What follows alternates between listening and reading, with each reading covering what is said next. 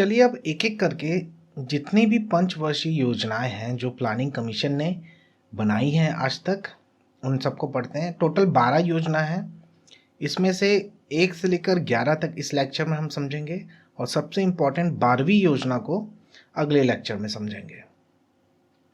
तो देखिए जो पंचवर्षीय योजना 5 ईयर प्लान्स जो चालू हुआ जिसको FYP भी बोलते हैं, ये 1951 से 1951 से स्टार्ट हुआ। तो 5-5 साल करके आप ऐड करते हुए समझ सकते हैं कि कौन सा टाइम पीरियड में कौन सी पंचवर्षीय योजना चल रही थी। लेकिन इसमें बीच बीच में प्लान हॉलीडे भी है और रोल ओवर प्लान भी है, तो वो सबको भी आप ध्यान में रखिएगा तो आपको पूरी तरह से याद हो जाएगा। टोटल 12 ठोक जो आपकी 5 ईयर प्लान्स हुए हैं उसका ड्यूरेशन किस किस टाइम पीरियड में हुआ है, कौन से सन में हुआ है, ये याद हो जाएगा। तो सबसे पहले आते हैं पहली पंचवर्षीय योजना, फर्स्ट 5 ईयर प्लान 1951 से 56। ये हैरोल्ड डोमर मॉडल के ऊपर आधारित था और कृषि का विकास, agriculture development was the main focus for this particular plan. इस 5 ईयर प्लान में, इस पंचवर्षीय योजना में कुछ बड़े बड़े प्रोजेक्ट्स सामने आए, जैसे हीराकुद डैम जो कि सबसे लंबा डैम है, Bhakra Nangal project, Damodar valley project, ये सारे प्रोजेक्ट अस्तित्व में आए। और इसी 5 ईयर प्लान में 5 ठोक IITs और UGC का भी गठन हुआ, ये भी स्थापित हुए। फिर नेक्स्ट है सेकेंड 5 ईयर प्लान, दूसरी पंचवर्षीय योजना 1956 से 61 के बीच में। ये महालनोबिस प्लान के ऊपर आधारित है। तेजी से औद्योगिकीकरण करने का इसमें केंद्र बिंदु था, फोकस था, रैपिड इंडस्ट्रियलाइजेशन और नेशनल इनकम आपको याद होगा क्या है। नेशनल इनकम के बेसिस पे ही हम पर कैपिटा इनकम निकालते हैं, तो नेशनल इनकम को इंक्रीज करना था 25% तक। ये इसका बहुत ही इंपॉर्टेंट फोकस था। इसमें जो टारगेट रहा, अच्छा टारगेट मैं आपको बताना भूल गया, जो पहला 5 ईयर प्लान था, पहली पंचवर्षीय योजना, उसमें टारगेट 2.1% था लेकिन अचीव 3.6% ही हुआ। और लेकिन इसको एकदम सही भी आप नहीं मान सकते हैं, ये जो आपके सामने जो डाटा है वो इसलिए क्योंकि पहला ही, जैसे पहला कुछ भी करते हैं तो थोड़ी बहुत गड़बड़ी हो ही जाती है, तो एक तरह से आप नहीं मान सकते कि एकदम एग्जैक्ट आपको डाटा यहाँ मिलेगा पहले प्लान में। लेकिन सेकंड प्लान में जो टारगेट था वो था 4.5% का, लेकिन अचीव हुआ 4.2%। अब ये क्या है, ये टारगेट क्या है, ये इकोनॉमिक ग्रोथ का टारगेट है, एक तरह से GDP का टारगेट है, मतलब पिछले साल के या पिछले टाइम पीरियड के तुलना में, कि कंपैरिजन में अभी कितना ग्रोथ हुआ वैसा है। फिर आ जाते हैं तीसरे पंचवर्षीय योजना में, ये आपका रहा 1961 से 66 के बीच। ये एक तरह से फेल हो गया प्लान। रीज़न ये कि इंडो चाइना वार आपका हुआ है 1961 में, और इंडो पाकिस्तान वार, पाकिस्तान के साथ में जो लड़ाई हुई, युद्ध हुआ 65 का, ये दो चीज़ें आपकी हो गई। 61 जब प्लान स्टार्ट हुआ तभी, और 65 जब प्लान को एंड होना है ऑलमोस्ट, उस टाइम पीरियड में 2 युद्ध लड़े भारत ने और 2 बड़े युद्ध लड़े, तो उसकी वजह से ये प्लान फेल हुआ। वैसे ये जॉन सुंडी मॉडल या फिर सुखमय मॉडल के ऊपर में बेस्ड था। नेशनल इनकम को 5% पर एनम के, मतलब कि 5% पर प्रति वर्ष के रूप में लक्षित किया गया था इसे। मतलब वही हो गया जैसे कि पिछला प्लान था आपका, सेकंड प्लान था, सेकंड 5 ईयर प्लान जो था, उसमें 25% नेशनल इनकम बढ़ानी थी ओवरऑल में। इसमें क्या था कि 5% करके नेशनल इनकम को बढ़ाना है, तो एक तरह से 25% बढ़ रहा है लेकिन रूडिमेंटरी वे में बढ़ रहा है। और साथ ही साथ में जो फूड ग्रेन्स होते हैं, खाद्यान्नों के ऊपर आत्मनिर्भरता प्राप्त करने के लिए ध्यान केंद्रित किया गया था इस पर्टिकुलर प्लान में। टारगेट था इसका 5.6% का, लेकिन अचीव हुआ सिर्फ 2.8%, तो फेल्ड रहा ये, क्योंकि युद्ध स्थिति थी पूरे भारतवर्ष में। फिर आता है चौथा प्लान, ये आपका है 1969 से 74। अब देखिए तीसरा प्लान जो था वो था आपका 61 से 66। 65 में युद्ध हुए, 61 में युद्ध है, प्लान फेल हुआ। तो अब क्या किए कि 66 से 69 के बीच में, 1966 से 69 के बीच में प्लान हॉलीडे कर दिया। मतलब कोई इसमें प्लान नहीं है, पुराना प्लान को रोल ओवर भी नहीं किया है, हॉलीडे छुट्टी। तो ये 3 साल के लिए कुछ नहीं हुआ, तो अब सीधा 69 से आप 74 तक 5 साल आप ऐड कर लीजिए। ये प्लान भी एक तरह से फेल हुआ, ये मैं बताता हूँ क्यों हुआ। क्योंकि यहाँ पे भी युद्ध की स्थिति बनी कब, 71 में, बांग्लादेश लिबरेशन वॉर। तो इस वजह से ये प्लान फेल हुआ। लेकिन इस प्लान के बीच में कुछ खास खास चीज़ें भी हुई। जय जवान जय किसान का नारा इसी प्लान के बीच में निकला था। Smiling Buddha underground nuclear test जो कि पोखरा में हुआ था। देखिए पोखरा, आपने जो भी मूवी देखी होगी जॉन अब्राहम की, उसमें पोखरान 2 दिखाया है, जो अटल बिहारी वाजपेयी के दृढ़ संकल्प की वजह से सामने आ पाया था। ये है आपका पहला हमारा जो अंडरग्राउंड न्यूक्लियर टेस्ट था, जो इंदिरा गांधी के नेतृत्व में हुआ था 1974 में राजस्थान पोखरान में। और इसके वजह से एक तरह से एक न्यूक्लियर रेस चालू हो गई थी पूरे विश्व में, क्योंकि एक थर्ड वर्ल्ड का अगर कंट्री है, एक अंडर डेवलपमेंट कंट्री है, वो न्यूक्लियर टेस्ट करता है तो बहुत बड़ी बात होती है। तो इंदिरा गांधी को इस पॉइंट ऑफ व्यू से मैं बहुत मानता हूँ। अदरवाइज़ बाकी और कुछ खास मुझे नहीं लगा, क्योंकि उन्होंने, खैर छोड़िए, पॉलिटिकल पॉइंट ऑफ व्यू से नहीं जाते हैं। तो यहाँ पे जो मॉडल था उसको बोलते थे एस माने और एंड ए रुद्र मॉडल, और गडगिल स्ट्रैटेजी भी कहा जाता था इस प्लान को। और इसी टाइम इलेक्शन का एक स्लोगन आया था, गरीबी हटाओ, आंदोलन टाइप का, गरीबी हटाओ करके स्लोगन तब चला था। और इसी प्लान में अगर जैसे कि आपसे कोई पूछे कि नेशनलाइजेशन, राष्ट्रीयकरण के ऊपर की तरफ पहला कदम कौन से पंचवर्षीय योजना में रखी गई है, तो आप बोलोगे कि चौथी पंचवर्षीय योजना सबसे पहला कदम राष्ट्रीयकरण की ओर, क्योंकि 14 बैंकों को नेशनलाइज कर दिया गया था 1969 में। टारगेट रहा था इस पर्टिकुलर आपका पंचवर्षीय योजना का टारगेट था 5.7%, अचीव हुआ 3.3% ओनली। फिर आता है पांचवा प्लान 1974 से 79 के बीच।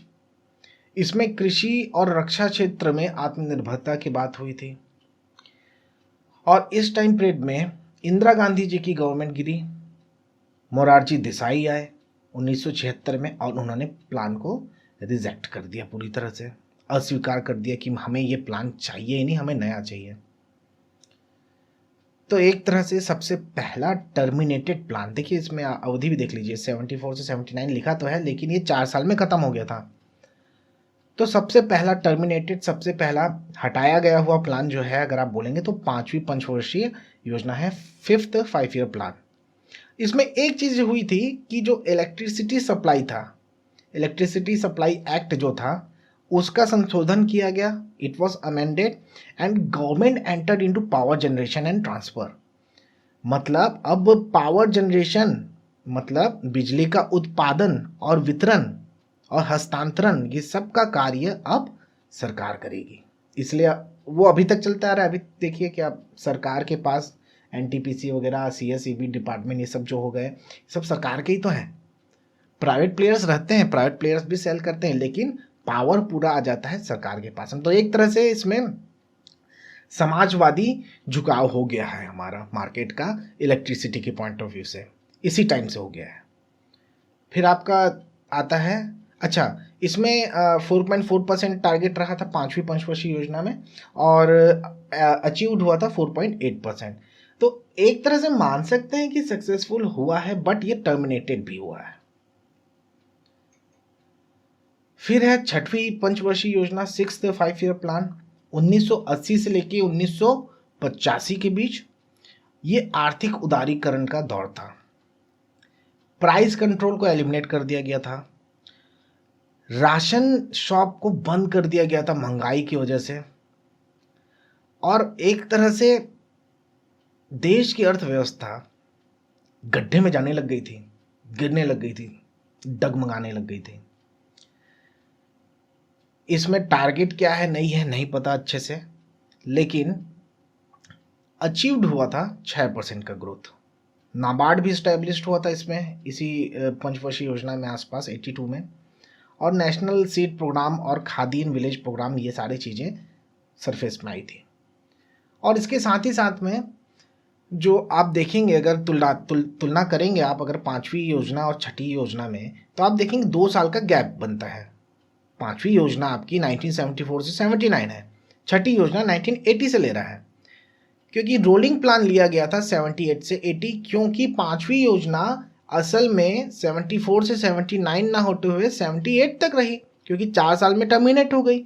तो बीच का ये 2 साल को इस तरह से गैप को फिल किया गया रोलिंग प्लान मतलब वही है, पांचवी योजना को ही, पांचवी पंचवर्षीय योजना को ही रोल ऑन कर लिए हैं, आगे के लिए थोड़ा बढ़ा दिए हैं 2 साल के लिए, जो कि आपका इस 2 साल की गैप को भर दे रहा है। उसके बाद में छठी योजना आ रही है 80 से 85 के बीच में, जिसमें पूरा गाज ही गिर गई थी अर्थव्यवस्था पे, अर्थव्यवस्था पूरी चरबनाने लग गई थी। लेकिन फिर आया आपका 7वां पंचवर्षीय योजना, जिसको बोलते हैं कि पहला सक्सेसफुल प्लान रहा पूरी तरह से, मतलब एकदम धमाकेदार एंट्री कर दिया ऐसा नहीं बोल सकते आप, लेकिन कंपेरेटिवली अभी तक के जितने भी आप 6 प्लान रहे उन सब में से अच्छा परफॉर्मेंस किया 7वें प्लान ने। औद्योगिकरण, प्रौद्योगिकी, सामाजिक न्याय, मॉडर्नाइजेशन, ये सारी चीज़, अपग्रेडेशन, इन सब पे ध्यान दिए गए इस प्लान में। 5% टारगेट था, 6% अचीव हुआ। It was a successful plan. The proposal involves a revenue gain of rupees 40 crores. Special excise duty is being levied at present at the rate of 10% of basic excise duty. Certain essential items such as tea, coffee, sugar, matches, kerosene, and vanaspati are fully exempted. In addition, high-speed diesel and two-wheelers attract special excise duty at 5%. I now propose to raise the special excise duty on products which are presently attracting a 10% rate of duty to 15%. However, this increase will not be applicable to petroleum products. I also propose to exempt from this increase certain consumers' durables like motor cars and consumer electronics such as television sets, as these industries are currently passing through a difficult phase. This proposal involves a revenue gain of rupees 1,025 crores. I may say the exemption for the motor car sector is at the request of the Chief Minister of West Bengal. तो ये आगाज था 8वीं पंचवर्षीय योजना, जिसमें मनमोहन सिंह जी, नरसिम्हा राव ने, इन सब ने मिलकर एलपीजी मॉडल को लाया। लिबरलाइजेशन, प्राइवेटाइजेशन एंड ग्लोबलाइजेशन, जिसने भारत को प्रगतिशील देश बना दिया और ऐसे ऐसे द्वार खोल दिए जिससे एफडीआई, फॉरेन डायरेक्ट इन्वेस्टमेंट, धड़ल्ले से एकदम तेज गति से, जैसे कि बांध खुल गई हो उस तरह से एफडीआई होने लग गए भारत में। इंडस्ट्रियलाइजेशन चरम पे पहुंच गया। ये जो मॉडल था इसे राव मनमोहन मॉडल भी कहते हैं। ह्यूमन रिसोर्स डेवलपमेंट पे फोकस था और जनसंख्या विस्फोट को नियंत्रित करने के लिए फैमिली प्लानिंग और कई नई नई योजनाएं निकाली गई। और यही वो पंचवर्षीय योजना है जिसमें भारत WTO का, वर्ल्ड ट्रेड ऑर्गेनाइजेशन का मेंबर भी बना 1995 में। और साथ ही साथ इसी टाइम पीरियड में, इसी पंचवर्षीय योजना के बीच में ही 73वां और 74वां संवैधानिक संशोधन अधिनियम, कॉन्स्टिट्यूशनल अमेंडमेंट एक्ट भी आया, जिसने बुनियादी ढांचे को बदल दिया भारत देश के, और एकदम ग्राउंड लेवल पे वर्क, पंचायत सिस्टम, ये सारी चीजें, पंचायत राज स्टार्ट हुआ।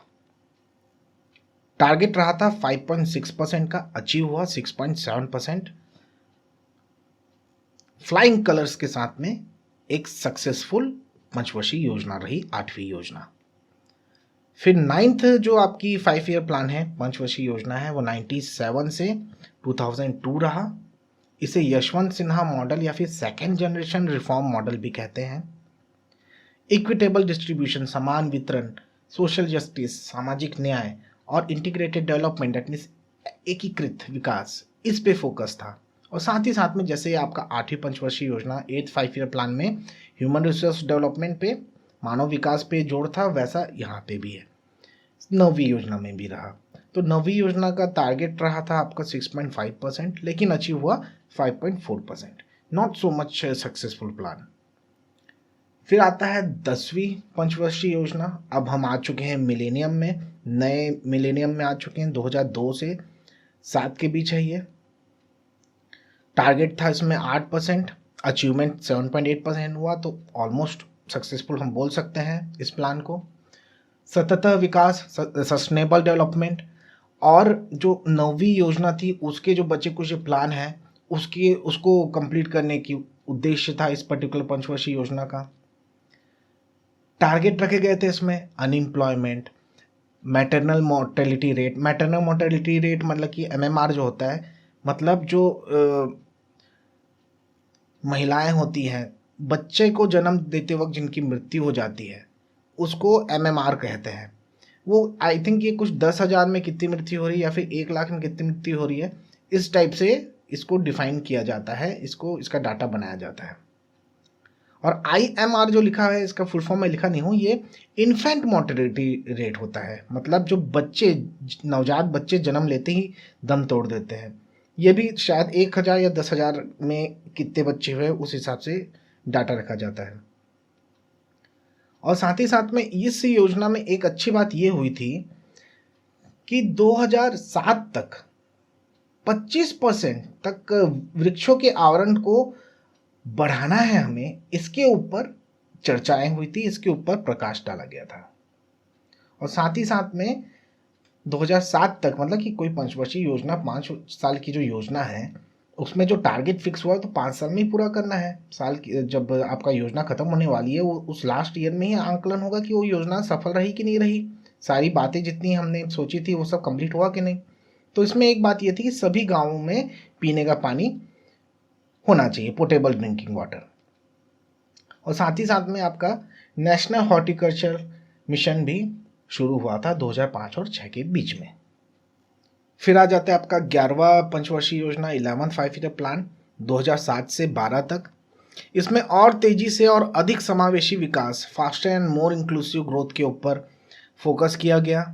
और इसमें अगर आपको कभी भी कोई पूछता है कि SC ST और OBC और माइनॉरिटीज लोग के डेवलपमेंट के लिए, उनके विकास के लिए कौन से पंचवर्षीय योजना में कदम उठाए गए, तो आप बोलेंगे 11वीं पंचवर्षीय योजना 2007 से 12 के बीच में। टारगेट रहा था 8.5%, अचीव हुआ 7.9%, ठीक ठीक रहा। नेक्स्ट लेक्चर में हम 12वीं पंचवर्षीय योजना को पढ़ेंगे और उसके बाद हम देखेंगे कि क्या चेंज हो गया, क्या बदल गया 2015 से। Thank you so much.